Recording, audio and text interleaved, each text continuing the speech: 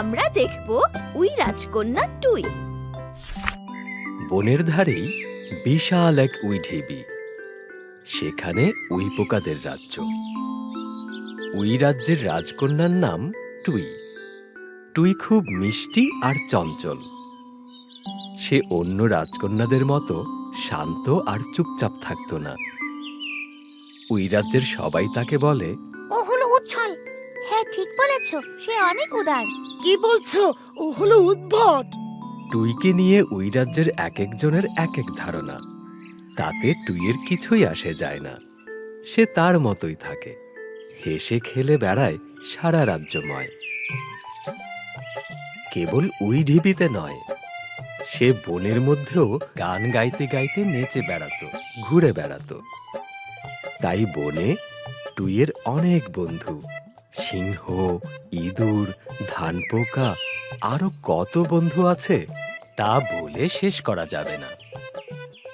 যে কোনো উৎসবে টুই সবার আগে ছুটে যেত আর প্রাণ ভরে তা উপভোগ করত। টুইয়ের সব থেকে ভালো যে গুণটি, সেটি হলো সে সব সময় হাসি খুশি আর খুব মিশুক। তবুও টুইয়ের বাবা মা তাকে নিয়ে খুব চিন্তায় থাকে, কারণ বিশাল উই ঢিবির উত্তরাধিকার একদিন টুই হবে।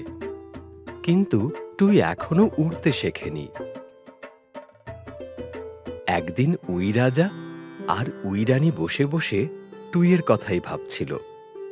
উই রাজা রানীকে বলল, তুই কি আর উড়তে শিখবে না? আমিও সে কথাই ভাবছি রাজা। বিশাল এই ঢিবির দায়িত্ব তো একদিন ওকেই নিতে হবে। ও এই রাজ্যের রাজকন্যা, অথচ উড়তে শিখছেই না। আমার চিন্তা হয় টুইকে নিয়ে। ও একদম আলাদা। সারাদিন ঘুরে বেড়ায়, গেয়ে বেড়ায়, নেচে বেড়ায়। সিংহ, ইঁদুর, মাছি, পোকা সবার সাথে তার বন্ধুত্ব। না জানি আবার কোন বিপদে পড়ে। এই বলে রানী এক দীর্ঘশ্বাস ফেলে। রাজার মনটাও খারাপ হয়ে যায়। এভাবেই উই রাজা আর উই রানীর দিন কাটে চিন্তায়, আর টুই মহানন্দে হেসে খেলে ঘুরে বেড়ায়। বনের একপাশেই থাকে মানুষেরা। একদিন টুই ঘুরতে ঘুরতে এক মানুষের বাসায় গেল। সেখানে খুব পুরনো এক ঘর। ঘরের ঠিক মাঝখানে একটা কাঠের পুরনো চেয়ার। টুই একটু দূর থেকে দেখছে চেয়ারের একটা পা প্রায় ভেঙে গেছে। টুই মনে মনে বলল, ইস, চেয়ারের পায়াটা প্রায় ভেঙেই গেছে। যে কেউ পড়ে হাত পা ভেঙে ফেলতে পারে। টুই চিন্তা করল সে চাইলেই মানুষের উপকার করতে পারে। যেই ভাবা সেই কাজ। ঘ্যাজ ঘ্যাজ করে চেয়ারের পায়ের ভাঙা অংশ খেয়ে ফেলল টুই। আর সাথে সাথেই ধপাস করে চেয়ারটা ভেঙে পড়ল মেঝেতে। চেয়ার ভেঙে পড়ার শব্দে দৌড়ে আসে এক লোক। সে ভীষণ রেগে যায়, চিৎকার করে ওঠে, বলে, হায় হায়, চেয়ারটা রে কি দশা হলো! হায় হায়! লোকটা রাগে লাফালাফি করতে থাকে, একবার এদিক তো আরেকবার ওদিক। তাই দেখে টুই খুব ভয় পেয়ে যায়। ভয়ে সে দেয় এক ছুটে চলে যায় বনে। নিরাপদ জায়গায় এসে টুই চিন্তা করতে থাকে, আরে, ব্যাপারটা কি? আমি তো ভালোর জন্যই চেয়ারটা খেয়েছি, অথচ লোকটা এত রেগে গেল কেন? টুই ভাবে আর ভাবে, কিন্তু অনেক ভেবেও লোকটির রাগের কোনো কারণ খুঁজে পায় না। তাই টুইয়ের মন খারাপ হয়ে যায়।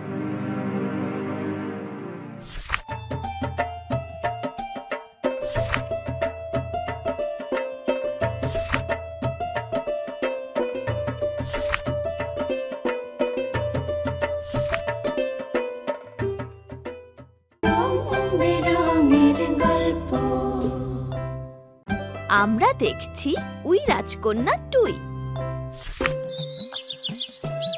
বনের ধারেই বিশাল এক উই ঢিবি। সেই ঢিবির রাজকন্যার নাম টুই। টুই খুব মিষ্টি আর চঞ্চল। সে অন্য রাজকন্যাদের মতো শান্ত আর চুপচাপ থাকে না। সারাদিন গান গেয়ে গেয়ে ঘুরে বেড়ায় আর নেচে বেড়ায়। এমনিতে সে খুব ভালো আর মিশুক। সবার উপকার করতে তার ভালো লাগে। একদিন বনের পাশেই এক মানুষের ঘরে গিয়ে সে একটা পুরনো চেয়ার দেখল। চেয়ারের একটা পা ভাঙা থাকায় সে চিন্তা করল এটি খেয়ে সে মানুষের উপকার করবে। কিন্তু যখন সে চেয়ারের পা খেয়ে ফেলল আর চেয়ারটা ধপাস করে পড়ল মেঝেতে, তখনই ছুটে এলো এক লোক। সেই লোকের খুব রাগ। চেয়ারটা ভেঙে পড়েছে দেখে সে চিৎকার চেঁচামেচি শুরু করলো। তাই দেখে টুই ভয়ে দেয় এক ছুটে চলে যায় বনে। নিরাপদ জায়গায় এসে টুই চিন্তা করতে থাকে কেন লোকটা রেগে গেল। টুই ভাবে আর ভাবে, কিন্তু অনেক ভেবেও লোকটির রাগের কোনো কারণ খুঁজে পায় না। তাই টুই আবার যায় সেই লোকের বাড়ি। গিয়ে দেখে লোকটা মেঝেতে বসে বসে খুব দুঃখ করছে। সে তার বউকে বলছে, হায় হায়, শেষ পর্যন্ত চেয়ারটাও ভেঙে গেল। এখন আমাদের রূপু কোথায় বসে দোল খাবে? রূপুর তো কোনো খেলনাও নেই। টাকার অভাবে রূপুকে তো একটা খেলনাও কিনে দিতে পারি না। এই বলে লোকটা কেঁদে দিল। তাই দেখে বউটিও কেঁদে ফেলে। রূপু এক ছোট্ট শিশু। সে বউটির কোলে খেলছে। টুই আড়াল থেকে রূপুকে দেখল। টুই এবার বুঝতে পারে কেন লোকটি এত রেগে গিয়েছে। তাই ওর খুব মন খারাপ হয়ে গেল। মন খারাপ করেই সে ঢিবিতে ফিরে গেল।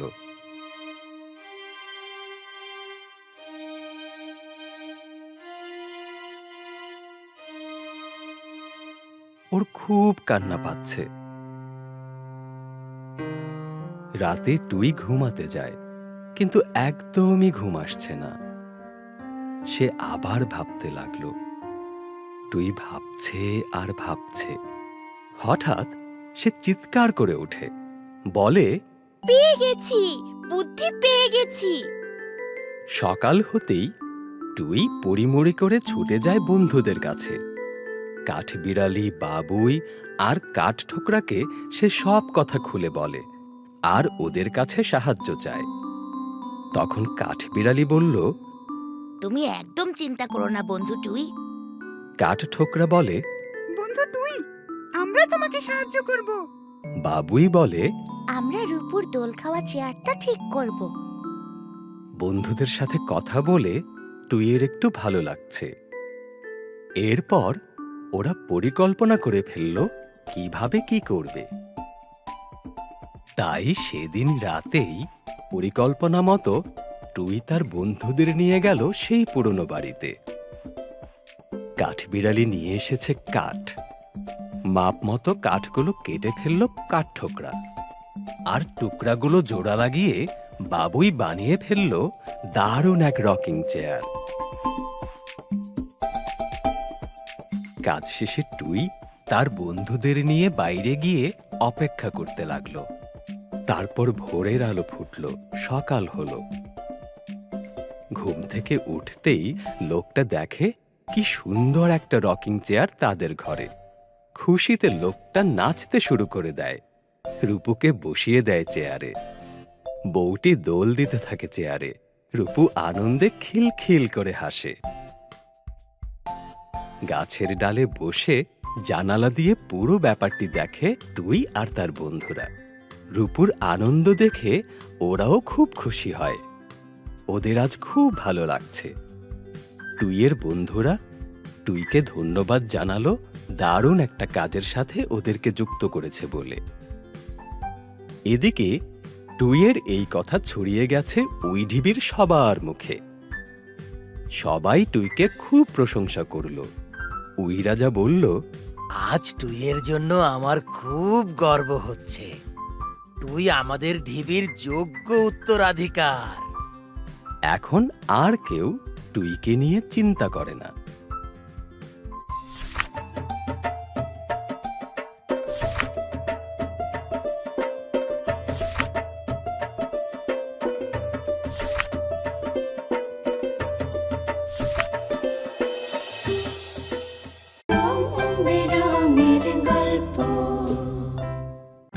এবার টুনটুনির বিয়ে।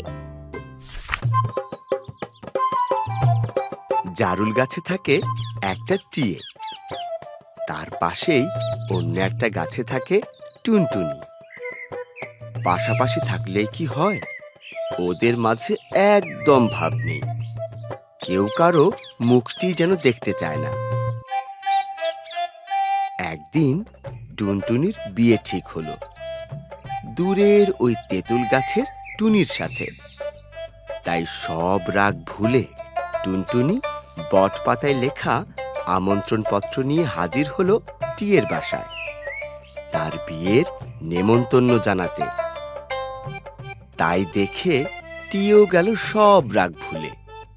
টুনটুনি বলল, টিয়ে ভাই, সামনের শুক্রবার আমার বিয়ে, তোমাকে নেমন্তন্ন জানাতে এলাম। টিয়ে খুব খুশি হয়ে বলল। এ তো খুব ভালো খবর। তখন টুনটুনি বলল, তোমাকে যেতেই হবে ভাই। নিশ্চয়ই যাব টুনটুনি ভাই। টিয়ের কথায় টুনটুনি খুব খুশি হলো। এরপর টুনটুনি গান গাইতে গাইতে চলে গেল নিজের বাসায়। এরপর টুনটুনি টেলিফোন করে একে একে নেমন্তন্ন জানালো কোকিল খালা, পায়রা দিদি, শালিক মামা, চড়ুই চাচা আর অন্য সবাইকে। টুনটুনি চায় তার বিয়েতে সবাই থাকুক, সবাই মিলে আনন্দ করুক। এভাবেই বিয়ের দিন ঘনিয়ে এলো। টুনটুনিও মহা ব্যস্ত বিয়ের আয়োজন নিয়ে। এদিকে টিয়ে পড়েছে এক মহা ভাবনায়। সে ভাবছে কি উপহার দেয়া যায় টুনটুনির বিয়েতে। টিয়ে ভাবছে আর ভাবছে। টিয়ে ভাবছে কি দেয়া যায়? হঠাৎ টিয়ের মাথায় এলো টগর ফুলের কথা। তাই টগর ফুল দিয়ে টিয়ে বানালো দারুণ দুটি মালা। বিয়ের দিন টুনটুনি টোপর মাথায় দিয়ে বর সাজে। টিয়ে টগর ফুলের মালা উপহার নিয়ে যায় টুনটুনির বাসায়।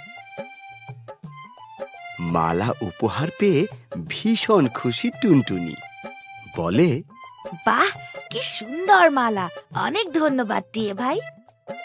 এরপর সবাই মিলে বরযাত্রা শুরু করে।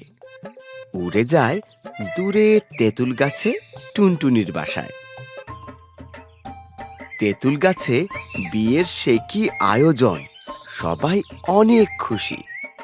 ময়না, টিয়ে, চড়ুই আনন্দে নাচছে, কিন্তু টুনির মনটা খারাপ। তাই দেখে টিয়ে টুনিকে জিজ্ঞেস করে, কি হলো টুনি? কি হলো? অনেকবার জিজ্ঞেস করার পর টুনি বলে, আমার টিপ হারিয়ে গেছে, এখন আমি সাজবো কি করে? সবাই ভাবল। তাই তো। এই ভেবে টিয়ে বলল, তাই তো টিপ ছাড়া টুনি সাজবে কি করে? সবাই তো পড়ে গেল মহা ভাবনায়। টিয়েও খুব ভাবতে থাকে। সবাই যখন টুনির টিপ নিয়ে আলোচনা করছে, ঠিক তখনই টিয়ের মাথায় একটা বুদ্ধি আসে। টিয়ে বলে ওঠে, ইউরেকা ইউরেকা! সবাই টিয়ের দিকে তাকিয়ে বলে, কি? টিয়ে বলল, পেয়েছি, এখনই যেতে হবে টিকটিকি ভাইয়ের মাঠে। এই বলে টিয়ে ফুরুত করে উড়ে যায়। টিকটিকি থাকে এক টমেটো মাঠে। সেই মাঠে অনেক অনেক লাল টমেটো। টিয়েকে আসতে দেখে টিকটিকি বলল, কি ব্যাপার টিয়ে? হঠাৎ টিকটিকি ভাইয়ের কথা মনে পড়লো? হ্যাঁ ভাই, টুনির বিয়ে। সে তার টিপ খুঁজে পাচ্ছে না। টুনি এখন সাজবে কি করে? সে তো ঠিকই, কিন্তু আমি কি করতে পারি টিয়ে বলো? তুমি আমাকে একটা লাল টমেটো দিতে পারো? টিকটিকি একটু ভাবলো, তারপর বলল, সে তো দিতেই পারি, কিন্তু একটা শর্ত আছে। কি শর্ত?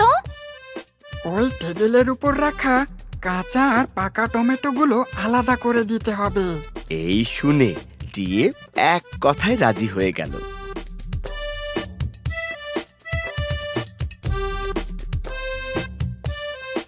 এরপর টিয়ে তার ঠোঁট দিয়ে চট জলদি কাঁচা পাকা টমেটোগুলো আলাদা করে দিল। আর টিকটিকি খুশি হয়ে টিয়েকে একটা পাকা লাল টমেটো দিল।